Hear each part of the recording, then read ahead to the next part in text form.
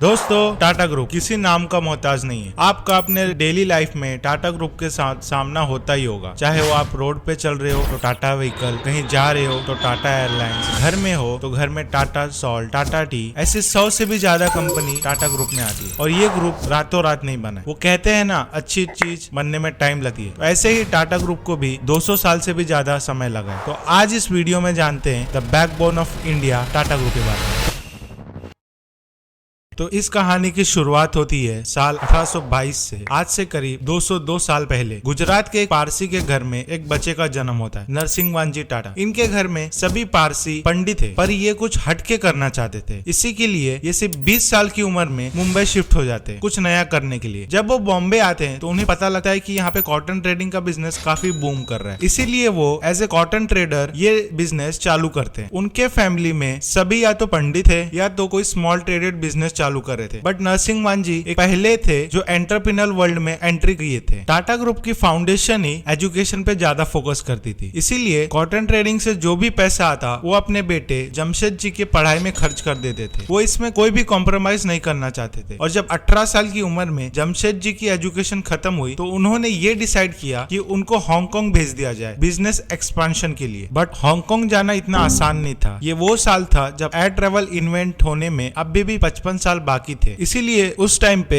Ships का इस्तेमाल किया जाता था दूसरे कंट्री में जाने के लिए। हांगकांग से आने के बाद साल 1874 में जमशेद जी ने पहला कॉटन मिल नागपुर में खोला। इनका आइडिया था कॉटन ट्रेड के बिजनेस से हटकर प्रोडक्शन लाइन में आने का। ये वो टाइम था जब अंग्रेजों का राज हुआ करता था। इसके लिए लोग काफी डरे भी रहते थे उस टाइम पे कंपनी में आने के लिए। जो लोग आते वो बराबर काम नहीं करते, कोई आलस करता, कोई और रीजन देता। अगर इनके जगह कोई और ओनर होता तो वो धमकी देता कि काम से निकाल दूंगा या कुछ और भी। बट इन्होंने उल्टा ही किया। इन्होंने प्रोविडेंट फंड की स्टार्ट की वर्कर्स के लिए, साथ ही साथ इंश्योरेंस स्कीम भी स्टार्ट किया। अगर किसी वर्कर्स का एक्सीडेंट हो जाता तो उसका भुगतान कंपनी खुद करती। इसके साथ साथ ही इन्होंने फैमिली डेज, स्पोर्ट्स डेज, बहुत सारी चीजें और भी इंट्रोड्यूस की। मतलब वर्कर्स को मोटिवेट करने का हर तरीका इन्होंने आजमाया और इसका रिजल्ट भी इनको देखने मिला। जो वर्कर्स पहले नहीं आते थे डर के कारण या किसी और रीजन से, वो अब आके खुशी खुशी कंपनी में काम करने लगे और इनकी ग्रोथ एक्सपोनेंशियली बढ़ गई। और इनकी ग्रोथ यही नहीं रुकी। साल 1861 में जब सिविल वॉर चल रहे थे यूएसए में, उस टाइम पे इंग्लैंड कॉटन अमेरिका से ही इंपोर्ट करता था। बट सिविल वॉर के चलते इंपोर्ट बंद था। इस मौके का फायदा उठाकर जमशेद जी ने इंग्लैंड को कॉटन सप्लाई करने लगे 2x दाम पर और काफी अच्छा खासा मुनाफा अर्न किया। बट जब सिविल वॉर एंड हुआ तो कंपनी लॉस में जाने लगी। वो कहते हैं ना, कभी दुख आता है तो कभी सुख। बट यहाँ इन्होंने हार नहीं मानी और जो भी इन्वेस्टर्स थे इनके कंपनी में वो अपना पैसा मांगने लगे। बट ये डरे नहीं। अपने हार्ड वर्क के चलते इन्होंने सभी इन्वेस्टर्स का पैसा चुका कर दिया। दोस्तों, जमशेद जी काफी विजनरी टाइप के पर्सन भी थे। वो अपने टाइम से काफी आगे की सोचते थे। उनका प्लान था एक हाइड्रो इलेक्ट्रिक प्लांट, एक वर्ल्ड क्लास एजुकेशन और एक ऐसा होटल खोलना जहां सभी टाइप के लोग आ जा सके। क्योंकि उस टाइम पे डिस्क्रिमिनेशन और बोल सकते हो छुआछूत वो टाइप का बहुत चलता था उस टाइम पे। बट इसमें से वो सिर्फ होटल ही खोल पाते जहाँ हर टाइप के लोग जा सके। और उस होटल में उस टाइम पे इलेक्ट्रिसिटी से जलने वाले बल्ब भी थे। और वो होटल है मुंबई का जाना माना ताज होटल। जमशेद जी ने ऐसे बहुत सारे इनिशिएटिव लिए थे। उनमें से सबसे इम्पैक्टफुल था स्टील का बिजनेस स्टार्ट करना। उन्होंने सिर्फ 17 साल इंडिया में आयरन ढूंढा जो स्टील बनाने में यूज होता है। बट वो ये सपना पूरा होते देख नहीं पाए। साल 1910 में उनकी डेथ हो जाती है। बट वो स्टील प्लांट का कंस्ट्रक्शन चालू करवा चुके थे और इसको पूरा करते उनके बेटे दोराबजी टाटा। दोस्तों, जैसा कि मैंने बताया, साल था 1910। उस टाइम फर्स्ट वर्ल्ड वॉर की शुरुआत हो जाती है और ब्रिटिशर्स को सबसे ज्यादा जरूरत स्टील की होती है। ऐसे में टाटा ग्रुप उनका सबसे बड़ा सप्लायर बन जाता है। ब्रिटिशर्स टाटा स्टील अपने रेलवे ट्रैक्स, टैंक्स और हथियार बनाने का यूज के लिए लेते हैं। टाटा स्टील की क्वालिटी इतनी अच्छी होती है कि अगर कोई मिसाइल टैंक पे गिरता है तो वो पेनिट्रेट नहीं कर पाता है। इतनी अच्छी क्वालिटी की स्टील्स टाटा बनाता था। टाटा स्टील की मदद से बहुत सारे ब्रिटिशर्स की जान बची थी। इसीलिए ब्रिटिशर्स ने तो एक कोड जाहिर कर दिया था कि टाटा स्टील सेव्ड अस। और जैसा कि उस टाइम पर ब्रिटिशर्स का राज हुआ करता था, टाटा स्टील की प्रोडक्शन और पॉपुलैरिटी और भी इंक्रीज हो गई। दोस्तों, अपने पिता की तरह दोराबजी टाटा भी काफी विजनरी टाइप के पर्सन थे। इसीलिए 1932 में डेथ से पहले उन्होंने टाटा ग्रुप को स्टील, पावर, बैंकिंग, एजुकेशन जैसे, वैसे एजुकेशन तो उनके पिताजी का सपना था, बट फिर भी उन्होंने ये सब फील्ड में टाटा ग्रुप को डाइवर्सिफाई कर दिया। साल आता है 1838 जब दोराबजी टाटा के दूर के कजिन जे.आर.डी. टाटा ने कंपनी का टेक ओवर कर लिया। वैसे दोस्तों, जे.आर.डी. टाटा फ्रांस में पैदा हुए थे। उनको पर प्लेन उड़ाने का काफी शौक था। इसी रीजन के चलते जब वो इंडिया आए तो उन्होंने पहली एयरलाइन टाटा एयरलाइन की स्टार्ट, जो बाद में एयर इंडिया बन गई। उसकी फ्लाइट खुद जे.आर.डी. टाटा ने उड़ाया, इसीलिए उनको फर्स्ट इंडियन कमर्शियल पायलट का खिताब भी दिया गया। अपने फैमिली मेंबर की तरह ये भी इंडिया के लिए कुछ करना चाहते थे। इन्होंने देखा इंडिया में सोडा ऐश और कॉस्टिक सोडा बाहर से इंपोर्ट करना पड़ता है, तो वो चाहते थे ये इंडिया में ही बने। इसीलिए 1939 में गुजरात के एक केमिकल प्लांट की शुरुआत, और ऐसे स्टार्ट होता है टाटा केमिकल, जो कि आज टाटा सॉल्ट बना। But JRD. टाटा का ड्रीम एयरलाइन बिजनेस को ग्रो करने का था। बट उस टाइम पे वर्ल्ड वॉर 2 चल रही, जिसके कारण ब्रिटिश गवर्नमेंट ने सभी प्लेन्स को सीज कर लिया। ऐसे में टाटा एयरलाइंस बंद हो गया। बट जब वॉर बंद हुआ तो एयरलाइन का बिजनेस वापस अपनी तेजी पे आ गया, और ऐसे में 1946 में स्टार्ट हुआ एयर इंडिया, जो अपने क्लीनिनेस और एंटरटेनमेंट की वजह से वर्ल्ड में काफी फेमस हुआ। जे.आर.डी. टाटा अपने चिल्ड्रन की तरह एयरलाइन बिजनेस को ग्रो कर रहे, बट कुछ ऐसा होता है कि एक ही झटके में उनसे ये सब चीज छीन ली जाती है। दरअसल इंडिपेंडेंस के बाद इंडियन गवर्नमेंट सोशलिस्ट इकोनॉमी को अपना रही थी, जिसका मानना ये था कि देश की इंपॉर्टेंट इकोनॉमी जैसे ट्रांसपोर्ट को गवर्नमेंट के अंदर रखना चाहिए, ताकि ये इंडस्ट्री पब्लिक के लिए बेनिफिशियल हो। इसीलिए 1953 में एयर इंडिया को नेशनलाइज कर दिया गया। एयर इंडिया को नेशनलाइज करने के बाद वो काफी टूट से गए थे, बट उन्होंने हार नहीं मानी। उन्होंने देखा कि इंडियन में कोई भी कॉस्मेटिक ब्रांड नहीं है, इसीलिए उन्होंने शुरुआत की लैक्मे की। जी हाँ, लैक्मे एक इंडियन ब्रांड है, जिसका मतलब है लक्ष्मी। इसके अलावा उन्होंने जमशेदपुर में एक रेलवे कंपनी खरीद ली, जिससे शुरुआत होती है Tata locomotive and engineering limited, जो बाद में जाके टेल्को कर दिया गया, जिससे टाटा 407 जैसे ट्रक मैन्युफैक्चर हुए, जो अपने स्लिम डिजाइन की मदद से वर्ल्ड में काफी फेमस हुए, जिसने इंटरनेशनल मार्केट को बीट करके 70% मार्केट कैप्चर कर लिया था। ऐसे ही 1991 तक जे.आर.डी. टाटा ने टाटा ग्रुप के कंपनी का नंबर 84 तक पहुंचा दिया था, 24,000 करोड़ रेवेन्यू के साथ ही। बट टाइम आ गया था कि वो अपनी चेयरमैन की पोस्ट किसी और को दे दे, और यहाँ से एंट्री होती है हम सबके फेवरेट सर रतन टाटा। रतन टाटा भी काफी मेहनती थे। उनके कुछ अचीवमेंट बताओ तो चेयरमैन बनने से पहले उन्होंने एक्सप्रेस मिल, जो कि फर्स्ट कॉटन मिल थी टाटा ग्रुप की, उसको प्रॉफिटेबल बनाया था, लॉस मेकिंग कंपनी से निकाल के। चेयरमैन बनने के बाद उन्होंने देखा कि कंपनी बाहर से तो काफी अच्छा कर रही है, बट अंदर से कुछ मायनों में पीछे छूट रही है। जैसे कि आने वाला फ्यूचर था कंप्यूटिंग, इसमें कंपनी काफी पीछे छूट रही थी। इसी माइंडसेट से उन्होंने देखा कि इंडिया के पास ऐसी कोई भी कार नहीं है जो डिजाइन से लेके मैन्युफैक्चरिंग से लेके कलर वगैरह सब कुछ इंडिया में ही बनी हो। इसीलिए 1995 में उन्होंने ऐसी कार बनाने का ठान लिया जो स्पेशियस, फ्यूचरिस्टिक और एफोर्डेबल हो, और फाइनली 1998 में एक ऐसे ही कार लॉन्च की। ये इंडियन कार थी, इसलिए इसका नाम रखा गया इंडिका। इसके बाद उनका फोकस कंप्यूटिंग की तरफ गया। उन्होंने देखा कि टीसीएस का फोकस सिर्फ डेटा एंट्री जैसे बेसिक टास्क पर ही है। उन्होंने टीसीएस का फोकस इस पे से हटा के सॉफ्टवेयर सर्विस की तरफ शिफ्ट किया, जिसके बाद टीसीएस वर्ल्ड और इंडिया के लिए कस्टमाइजेबल सॉफ्टवेयर बनाना चालू कर दी। टीसीएस को एक्सपांड करने के लिए रतन टाटा सर ने आईपीओ भी लॉन्च किया। इसकी वजह से आज भी टीसीएस इंडिया की बिगेस्ट आईटी कंपनी है। इसके बाद उन्होंने टाटा मोटर्स को ग्रो करने का सोचा। इसकी एक इंटरेस्टिंग स्टोरी है, मैं आपको बताता हूँ। एक दिन रतन टाटा सर ऐसे ही कहीं जा रहे होते, तो वो नोटिस करते हैं कि एक सिग्नल पर एक ही बाइक पे फैमिली के 4 से 5 मेंबर एडजस्ट होने का ट्राई कर रहे थे। ये देखकर उनको लगता है ये काफी डेंजरस है और मुझे इस पर काम करना चाहिए मिडिल क्लास फैमिली के लिए। ऐसे में ही उन्होंने 2009 में एक अफोर्डेबल प्राइस सिर्फ 1 लाख रुपीस में ऐसी ही कार लॉन्च की, जो मिडिल क्लास फैमिली के लिए काफी अफोर्डेबल हो और डेंजरस भी ना हो, जिसका नाम था टाटा नैनो। दोस्तों, रतन टाटा सर हो या टाटा ग्रुप, पूरी ग्रुप ने ही इंडिया को डेवलप करने में अपना पूरा योगदान दिया है। टाटा ग्रुप एक एनजीओ भी चलाता है, जहां वो बिलियंस ऑफ डॉलर में डोनेशन करते। अगर आज रतन टाटा सर डोनेशन ना करते तो वो वर्ल्ड के रिचेस्ट आदमी होते, बट वो अपनी जेब भरने से ज्यादा इंडिया की